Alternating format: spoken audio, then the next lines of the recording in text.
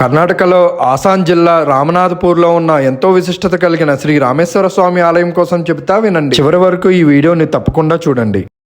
ఈ గ్రామం కావేరీ నది ఒడ్డున ఉంటుంది. నాకు కన్నడ రానందున ఆలయ చరిత్ర కోసం నా ఫ్రెండ్ ప్రసాద్ పంతులు గారిని అడగగా, త్రేతాయుగంలో వనవాసం చేస్తున్న సమయంలో రాముల వారు ఈ ప్రాంతానికి వచ్చినట్లు చెబుతున్నారు. అప్పుడు రాముల వారు స్వయంగా ఇక్కడ లింగాన్ని ప్రతిష్ఠించి పూజించినందువల్ల ఈ ఊరికి రామనాథపురం అని, ఆ స్వామివారికి రామేశ్వరుడు అని పేరు వచ్చిందని చెప్తున్నారు. ఈ గ్రామంలో శ్రీకృష్ణ వారి దర్శనం ఈ ఆలయంలో మాత్రమే దొరుకుతుందంట. మరియు ఆలయ ప్రాంగణంలో 36 పవిత్రమైన శివలింగాలు కూడా ఉన్నాయి.